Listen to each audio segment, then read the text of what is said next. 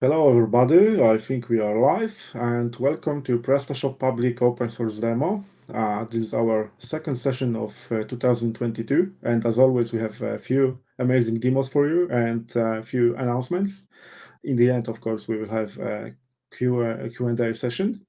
So let's go to see our speakers. First of all, we have Hughes Gobe, who is a contributor and also employee of the PrestaShop company.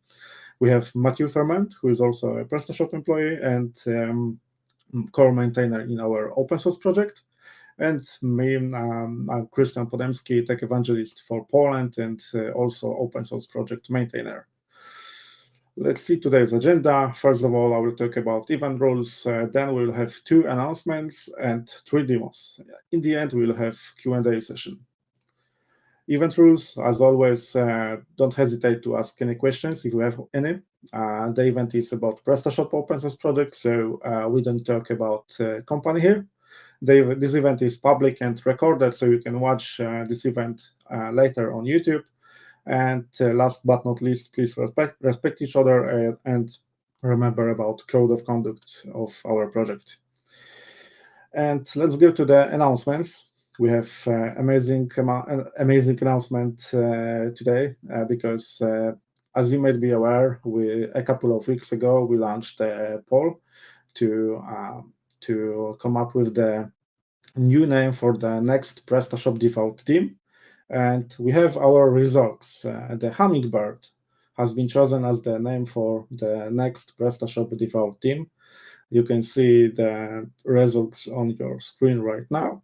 We've had a couple of choices, but we see a lot of votes for Hummingbird. I think it's going to be a great name, giving us an opportunity for the future versions. So the next steps for sure will be to change the name of the repository where the team is working on the new PrestaShop team. We will use a new name in the communication, and maybe this is the time where we will create a new branding for the new team. So yeah, Hummingbird is your choice for the next PrestaShop default theme. But don't forget about Classic. We have one announcement related to the Classic team. It's moving to it has already moved to the dedicated repository. And this is only at the beginning of the process where we are going to detach Classic team from the core of PrestaShop. It will be included back into the repository through Composer. So if you want to participate in the creating of Classic theme, if you have any bug fixes to contribute, follow the new repository instead of contributing to the PrestaShop core repository. And let's go to our demos because we have really fun and amazing demos today. The first demo is by Mathieu and Hugh about horizontal migration. So guys, I will ask you on the floor right now, on the stage right now, and good luck. Hey, thanks. I'm going to push my slides. Yeah, so should be all right. Let's check. Yeah, it's working. All right. Thank you, Christian. I'm going to introduce this topic. This is a project that we have started like in September, I believe, or October with Hugh. And so we are really happy to be able to present it today. The Symfony migration, well, we can take a little step back and remember that it actually started in 2015. So it's been already 7 years since we started migrating the framework from the PrestaShop in-house framework to Symfony. And it's been a very long road. And it's always a good little thing to remember why this choice was done. So I guess most of the answers are obvious, but moving to Symfony, it benefits like you've got an industry standard, so it's easier for people who already know about Symfony to onboard onto PrestaShop. So you learn new ones. It's really good for testing. It has very nice handling of dependency injection, contrary to the PrestaShop legacy framework. And there's built-in mechanism for extension, which is really cool because PrestaShop is a CMS. So you need to be able to extend it with pretty good and standard mechanisms. And if we just have a look at where we are today, so the latest stable release is 1.7.8, and today, not in 1.7.8, but on develop, we have 93 controllers migrated on about 144, so it's like 64%. You can see the distribution amongst versions, and in the latest versions, we actually did not migrate as much as 1.7.6, for example, because, well, the pages we have been working on 1.7.7 and 1.7.8 are much bigger. So I'm going now to go through the current process of how we migrate Symfony to present you then the new process we want to introduce. So what we are doing today is we have this PrestaShop backoffice. We have a lot of legacy pages, and one by one, we select one, and we migrate it. We move the interface to Symfony. We use the grid instead of helper list. We use Symfony forms instead of helper form. So we migrate the full page to Symfony. And when we're done with one page, well, we go to the next one. And when we're done with this one, we go to the next one, we go to the next one, we go to the next one. And so this is kind of the situation we are currently in, which is we have some part of the back office with fully migrated up to what we want to do, and another part of the back office with almost untouched since 1.6. And the big issue with that is that since in the back office you have some parts who are full Symfony and some parts who are full legacy, well, we have to maintain both frameworks right now. We have to keep the legacy framework because some pages still rely on it, rely fully on it, every bit of it. And we have some pages on Symfony. So we have two frameworks in the back office right now because we have some pages that do rely on the legacy framework, and we have some pages that do rely on the Symfony one. And that's something we are not happy with because of the high maintenance cost, and also because, well, until we have started migrating page, the legacy pages are still fully legacy. So you can almost not benefit from Symfony on it. So we wanted to change this process. Rather than saying, okay, we're going to migrate page per page, each page after each page, we want to deliver gradual improvements in all the back office at once. What do I mean by that? Well, if we go back to the first picture, so this is a picture of the back office fully legacy, rather than saying we're going to pick one page, migrate it, and repeat, we want to take every legacy page and migrate one part of each. We want to transform, for example, all the 51 legacy controllers that we have not started yet, and we want to transform them into a Symfony controller, but just the controller part. We don't want to replace the use of helper form, of helper list, of object model. We want to just take one part of these pages and migrate it. And when we're done with this, we want to take another part of all the legacy pages and migrate it. So instead of saying we're going to take one page and migrate everything in it, we want to take all the pages that we have left, and for each of them, transform one layer, one part into what we call Symfony full page. And what's really cool about this is that when we're going to deliver the first milestone, so this first page, well, we'll be able first to deprecate what was replaced because it will not be used anymore in the backface. Well, maybe there will be a period because some modules might rely on it, but at least in the core, some part of the legacy code will not be used anymore because it would be fully replaced in every page. And also, all of these pages will benefit all together of the migration, which means it will be homogeneous. You won't have, okay, on this page, I have some part of the framework. On this other page, I have another part. Suddenly, all the pages will have the same structure, and it's a lot easier to maintain and to work with it. And so we're going to repeat this process. One first part on all pages, second part, a third part, until at some point, I hope, I didn't prepare this slide, but all the legacy pages following this process will be full Symfony.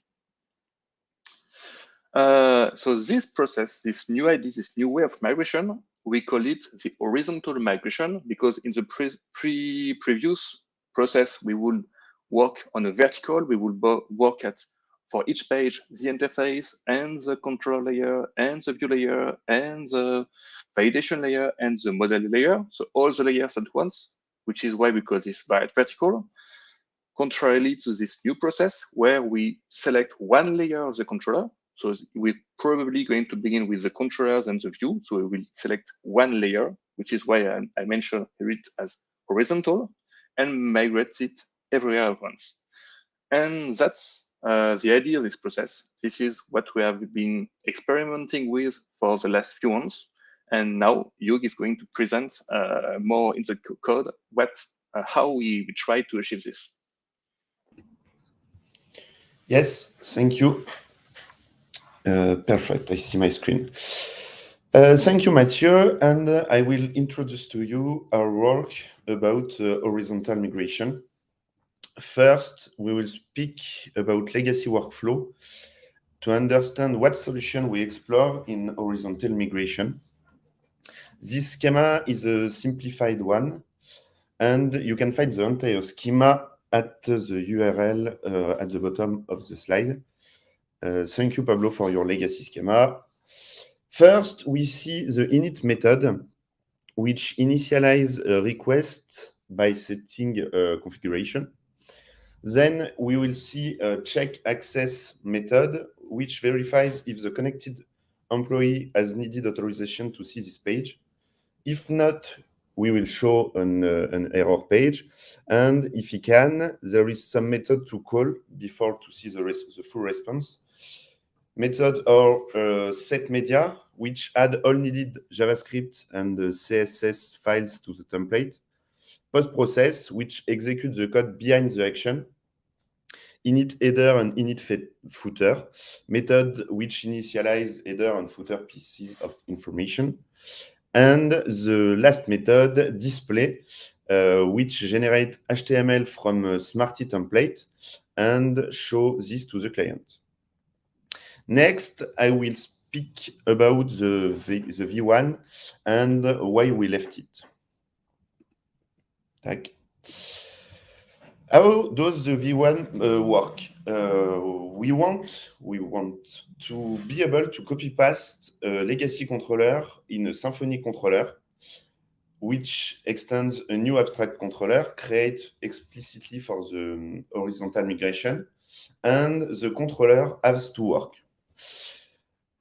I try to follow the legacy workflow and dispatch the same hook to do this, but by splitting admin controller into multiple methods and going proxy method to keep customization level and make the least possible BC breaks.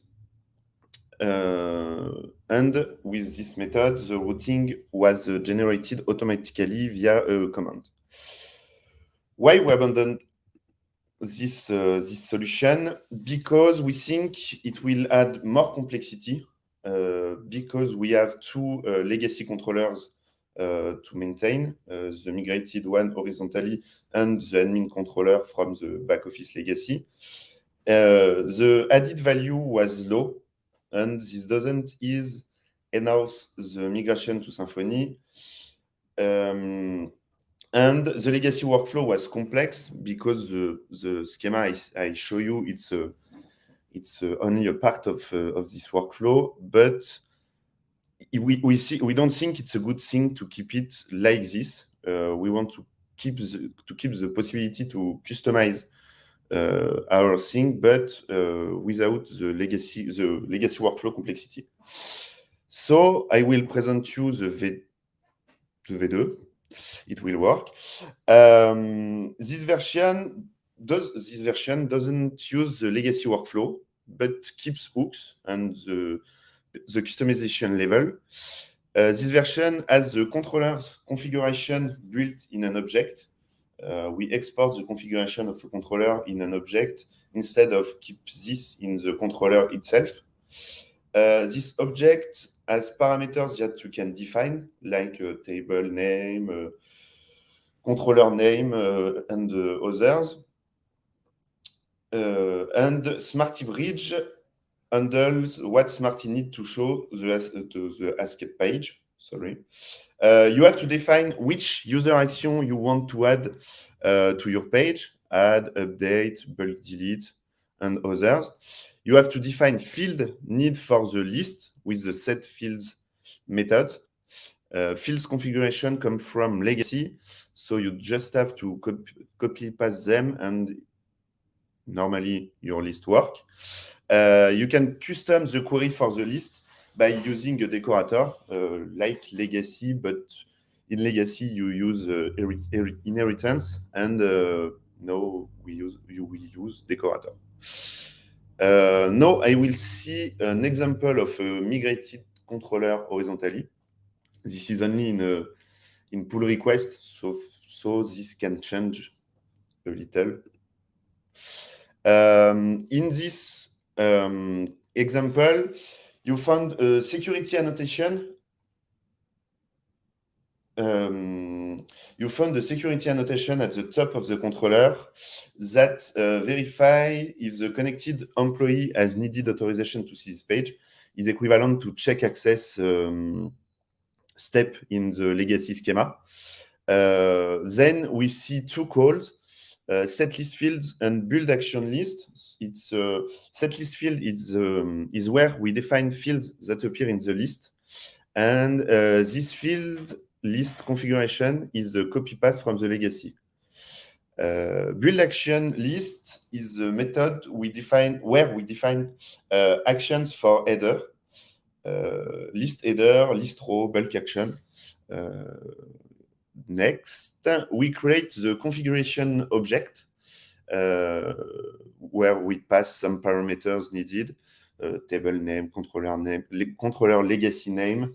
That's there is other, but for example, that's all. Then we found the reset filter method. If we found in $post parameters the variables submit, if we found $post parameters submit reset filters, then the reset filters is called, and this method comes from directly from the legacy part. And the method process filter, which handles the filters and filters the query, filters result from the list.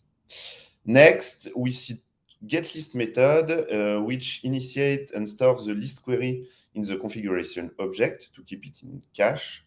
And the renderList method generates the HTML for the list. These two methods use the legacy helper list.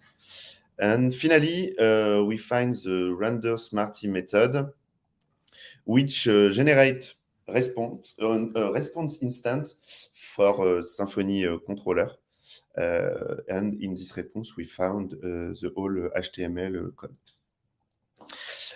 Next, I show you a little example of controller object configuration. In this object, we found all variables needed to configure controller and to render Smarty template. I speak about table, class name, controller name legacy, and the list ID, which is used by Smarty to handle to show the list. This is a little part of the helper list configuration object. There is a lot of variables, but there is not here because it's just an example. Sorry. Then I want to talk about project complexity that we meet. The legacy workflow was complex, and I need to understand it before reflect another way to migrate page. We need to create a bridge between legacy and Symfony for ease migration, the full migration, I understand. Simplify legacy workflow to have code easy to understand and to maintain. And keep in mind, this is only the first part of the horizontal migration. So I need to prepare the next step without code this next step. So I have to stop myself sometimes don't do all the migration in one way. I will explain some choices that we make.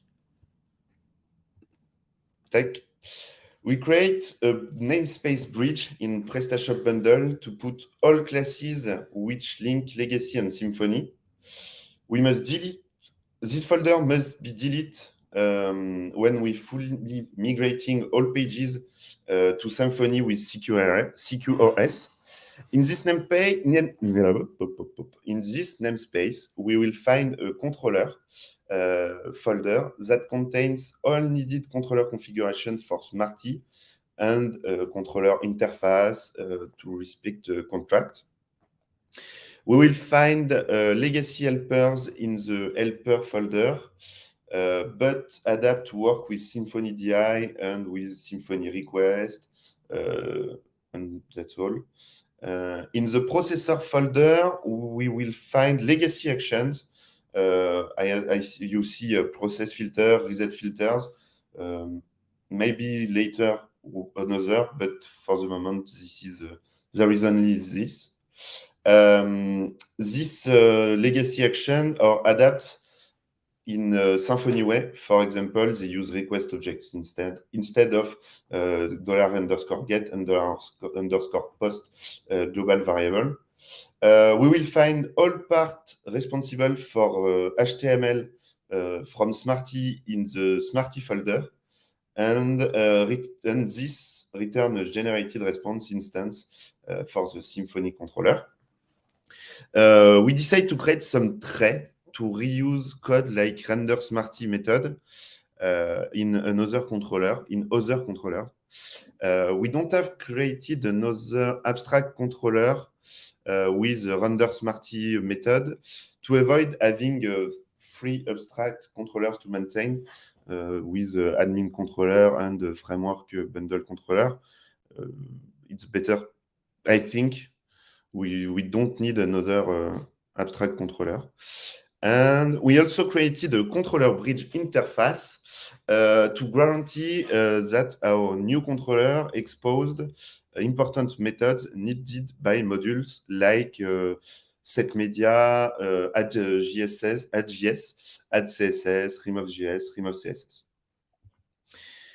Next, see what the horizontal migration workflow against the legacy workflow. So, on the left, we find the legacy workflow, and on the right, there is the horizontal migration workflow for a request. For now, we only work for horizontal migration about list. So this workflow is adapted to list, but we will see later for add and update and delete and other actions. On the left, so you can find all steps in the horizontal migration workflow. We find all steps described in the controller example.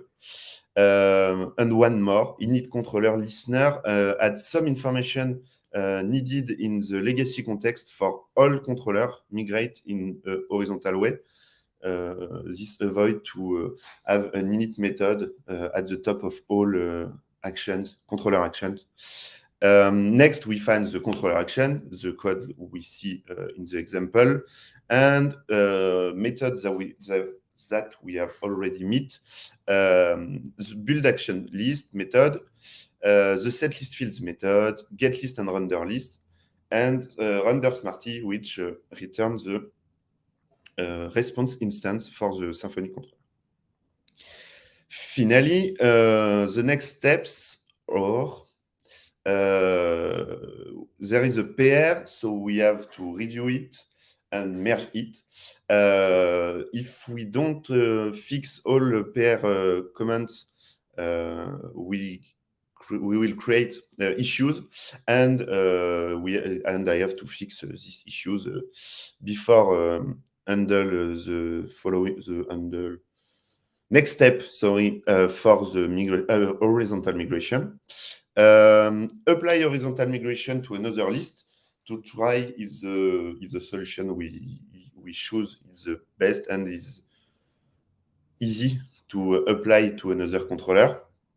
handle the add and update actions, handle delete action already.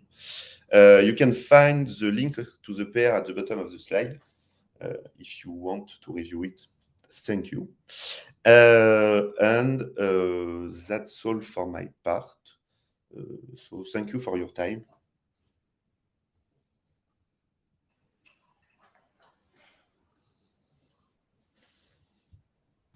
Sorry, I was muted. Thank you, Hugues. Thank you, Mathieu. I think it's a significant project right now, and it's a lot of work. So if anyone has any questions, please, you can join our Slack, you can join our GitHub pull request. So feel free to comment, to discuss. We really appreciate your feedback.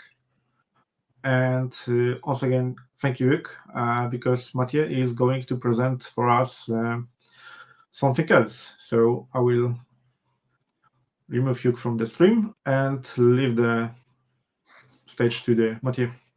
Yes, thank you.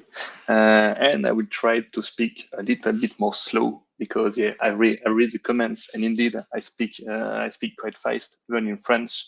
So I guess it's not helping. But I have to mention it's a little bit stressful to speak live on YouTube, so it doesn't help us. We're developers. Maybe we're not the best when we're speaking live on YouTube. All right. Back to the topic. Today I'm going to present a new page in the back office, which is quite cool because it's not every day we get new pages in the back office. And it's something that was done by Pierre Rambaud, who could not be on stage today, but I'm going to present it for him and thank him for the amazing work. Okay, so this page has a little history. It goes back to July 2020 when we released a security patch. I believe it must have been something like, it's written 1766. And there was a vulnerability that Pierre fixed. And in order to fix it, he had to introduce some new SQL tables, which will store customer and employee sessions. So this is working quite good, but these tables are going to grow big over time. And also you might sometimes want to clear a session because, for example, someone was logged on his phone just got stolen. So you want to clear his session from the back office so the thief cannot log in on the back office. So creating these SQL tables for the patch, it was enough. And then we needed a back office page to manage this data. So here it is. So this is a new page you can find right now on the develop branch, which will become the 800. You can see at the very bottom of the menu, so the new security link. And if you click on it, you will go on this page. On the first page, you have, we hope to put a few features. There's already one, which is to enable or disable the back office token protection. You know, it's a token you can see in the URL at the top on the Symfony pages. And if you don't have it, you have a big red page, oh, this is not secure. So from this page, you can disable this security if you want to. And then you have two tabs, which are just listings that presents the employee sessions and the customer sessions. You can search in it, you can filter, you can delete manually, delete by bulk, and you have a little button to just clear outdated sessions. And by outdated, I mean sessions that are older than the cookie lifetime. So not a lot of crazy stuff, but quite useful. And this is some new step in security from PrestaShop 800, which is cool. And I think, yeah, that's all for this part. Yes, thank you, Mathieu, and thank you especially to Pierre for his amazing work. Well done, Pierre. Well done, Mathieu. Thank you for presenting. And yeah, we'll go to the next presentation. Let me change the slide really quick. All right. Okay, so we can start. The next presentation is about HTTP 410 status code, and it's not my work. It's amazing work by Jeff Viguier, who is contributor from France. He's also a VP of Friends of Presta, amazing community around PrestaShop. So I'm going to present his work because he couldn't present himself. So as you might know, we do have already some SEO options while when you edit the product page, you can, for example, redirect product permanently to a different category or product. You can do the same but temporary. So there are options if you have, for example, an old product or an alternative for the old product. And Jeff decided to add a new status code, 410.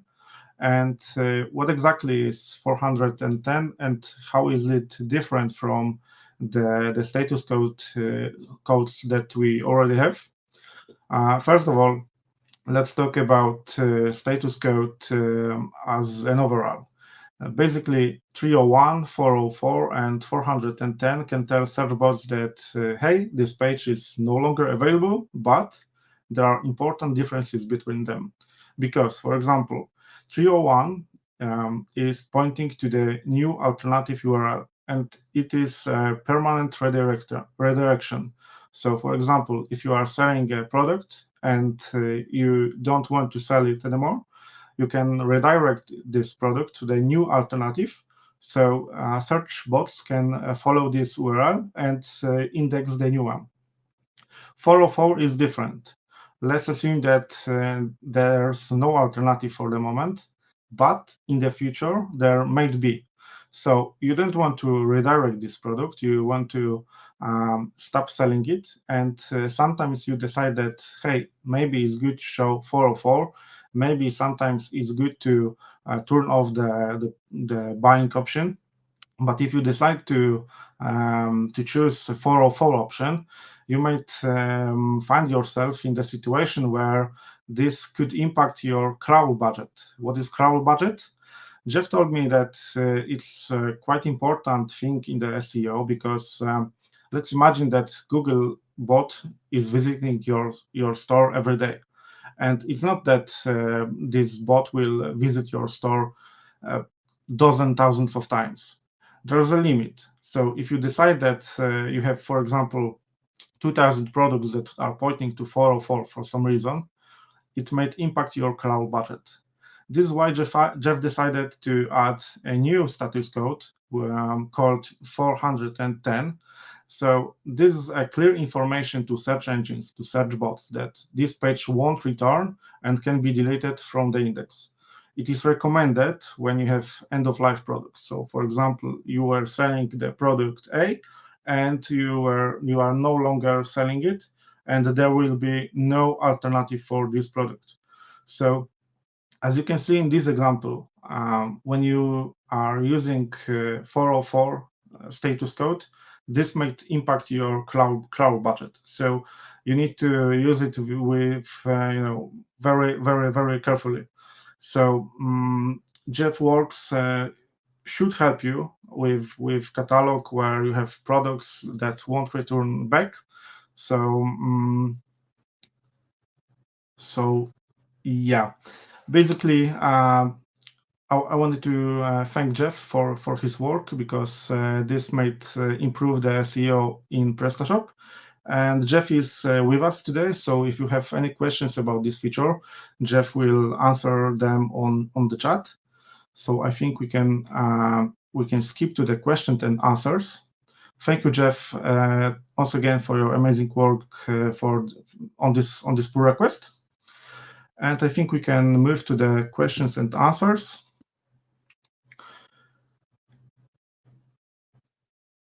All right, guys, do you see any questions?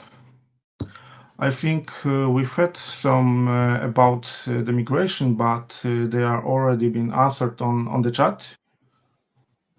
Yeah, I see also some cool discussion about whether it's better or if it's going to be slower, or actually we really hope it's going to be better and faster. Only the future will tell us if we succeeded to do this. But that's the goal. Yeah. Yeah, right. Yeah. When it comes to the horizontal migration project, we are really appreciate any feedback, but it would be best to discuss everything on Slack or on GitHub. That would be perfect because there you can comment on the code.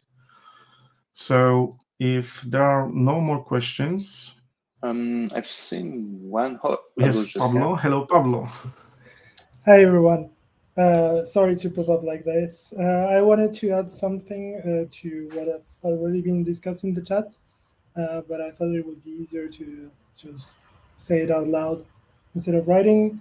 I wanted to clarify the choice of going forward with the horizontal migration instead of going vertical. The idea is that actually the vertical migration is not just a migration. We call it a migration, but it's not just a migration. It's a migration and a full refactoring of almost everything on each page. The idea is to cut the migration into stages so that we can do the migration part first. So we don't have any more legacy controllers, for example. That's the first step. And once we finish doing the actual migration to Symfony, which is only the controller part of the work, we can actually say that the migration is over because it's already fully Symfony. The thing is that we will still be using legacy components like helpers or even Smarty, which is not perfect, but it's not part of the actual migration.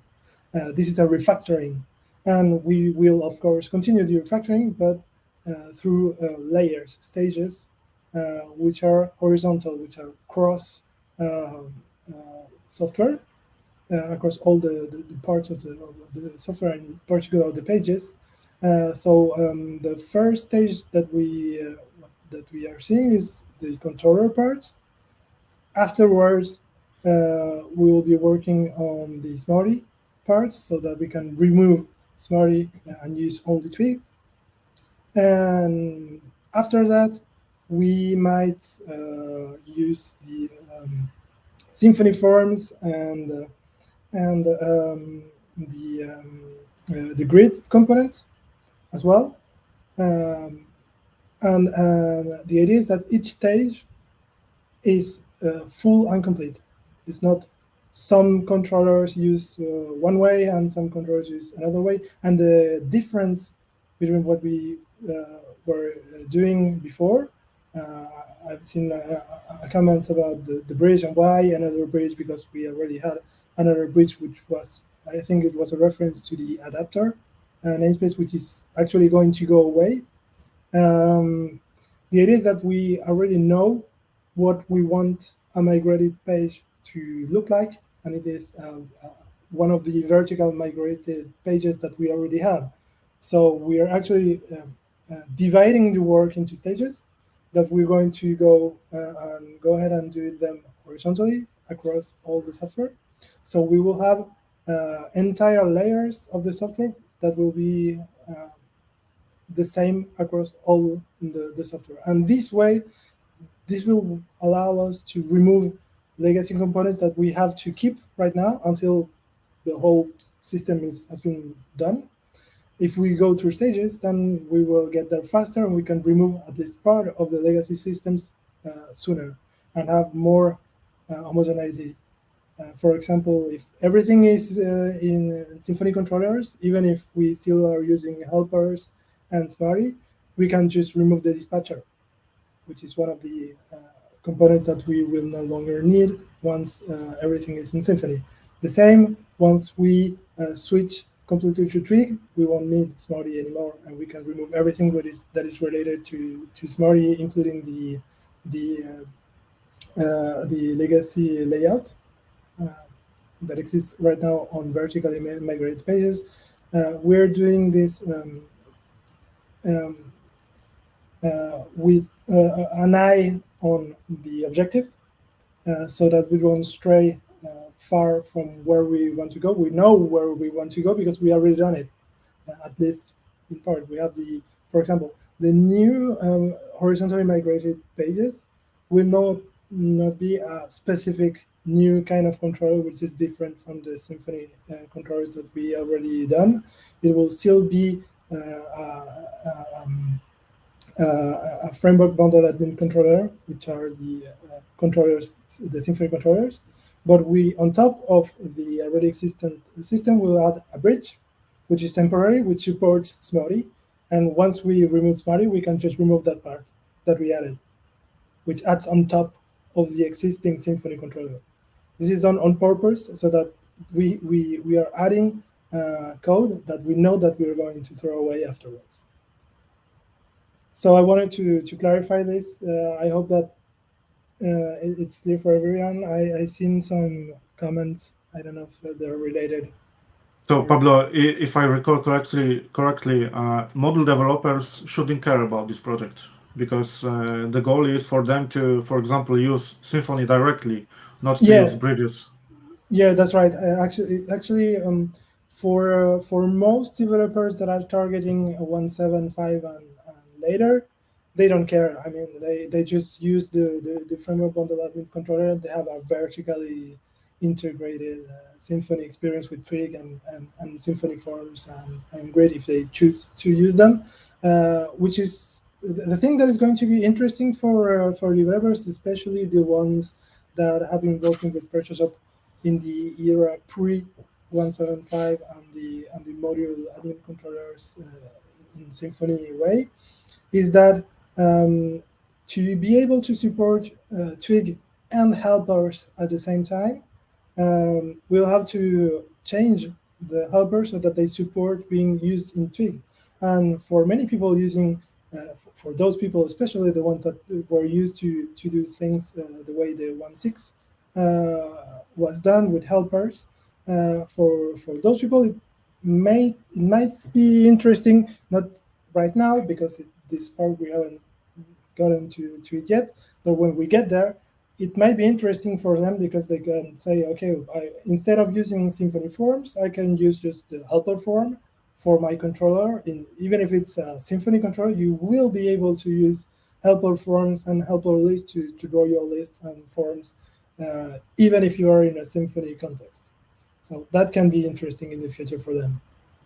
Okay, because you talk about throwing these bridges away. So I'm worried if module developers should care about this project. It should migrate his module to.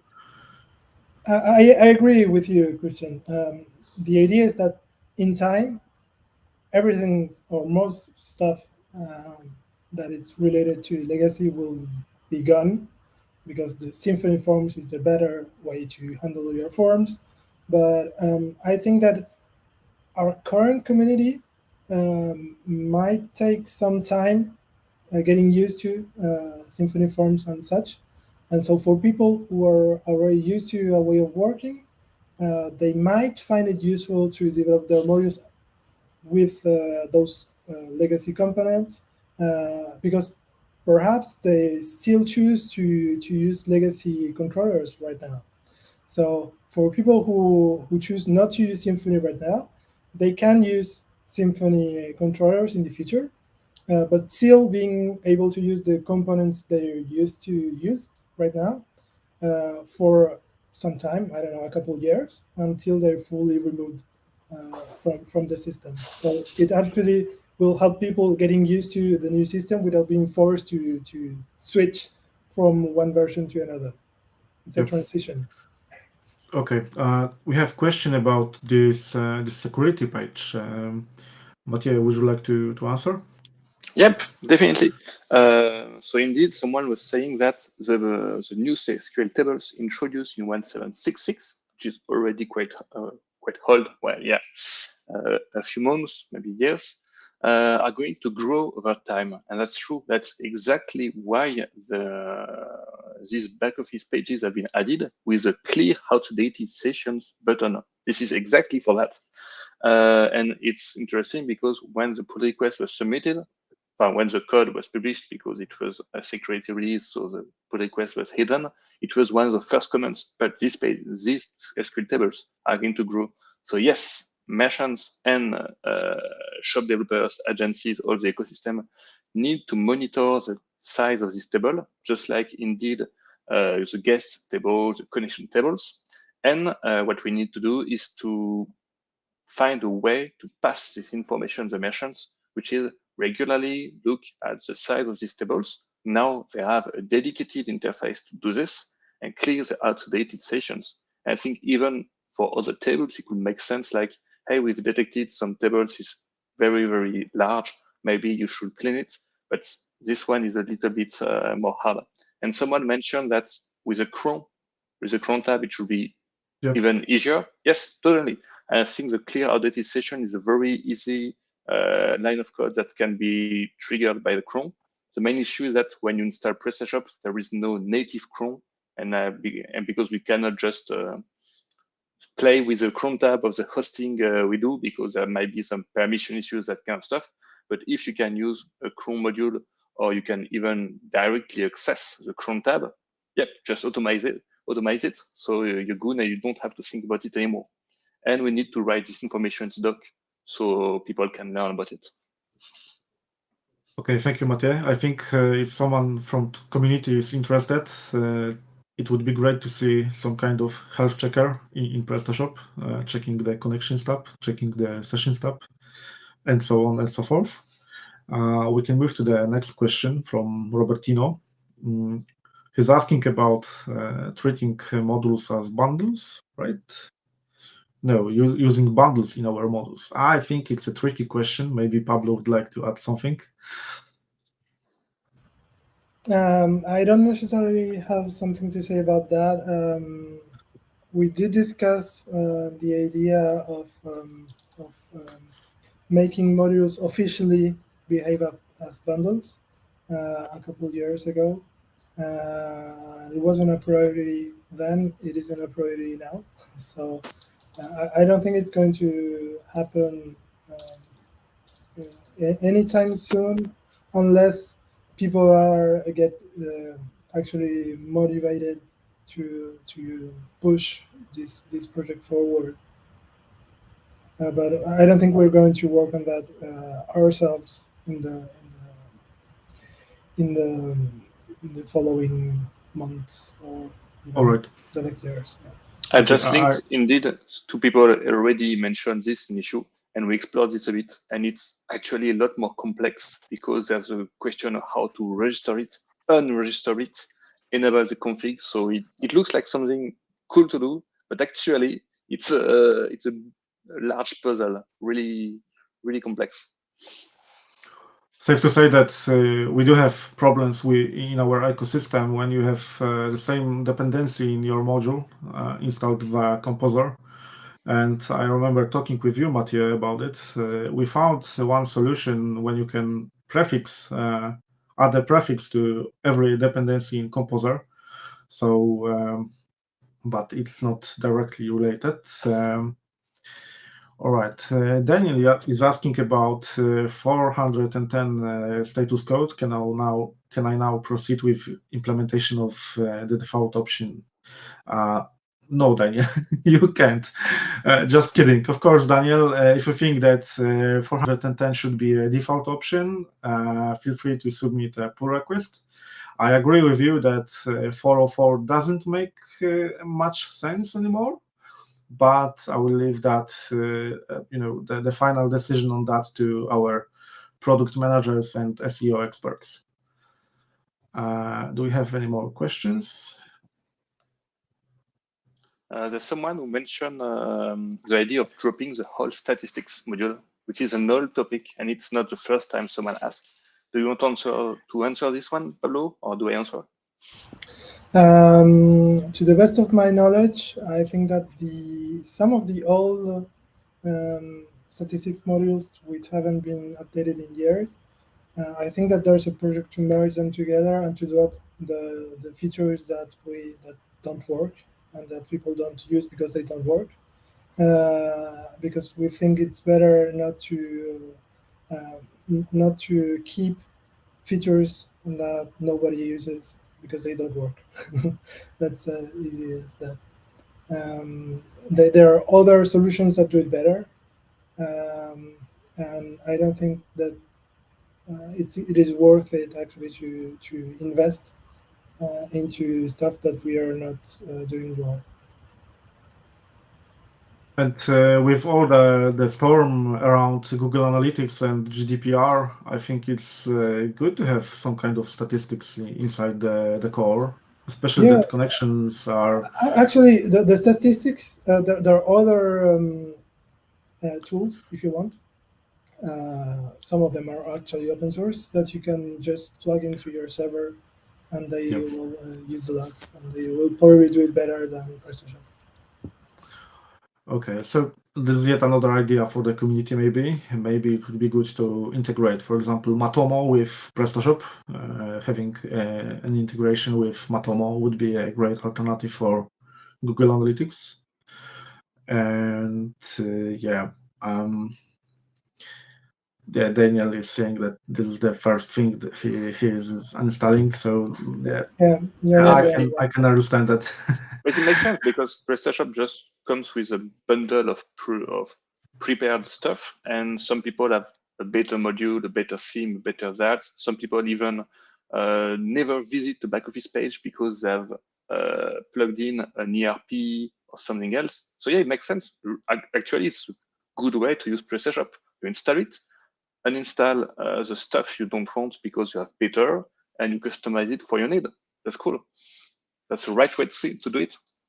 Exactly. And one more thing on that, you don't need to uninstall these modules because you can create your own distribution of PrestaShop.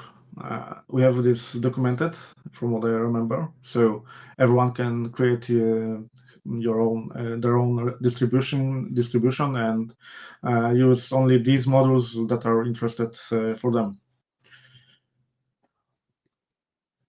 All right. One more question from Jonathan. Are we planning to write a build article on migration? I think Pablo already answered that. It's not clear whether we will recommend small developers to use bridges or not. To the best of my knowledge, there's an article which will be introducing the horizontal migration, the reasons, and everything that we discussed here. Maybe one or two articles. Correct me if I'm wrong, Mathieu. Yeah, it's already in draft. But we won't use build as a source of documentation. The documentation will be in DevDocs. And we actually have an opening in our company for someone to write documentation full time. So if anyone knows anyone who wants to do that for a living, we are hiring. But until then, we are doing it with our developers when we have time. But we intend on writing documentation of that, of course.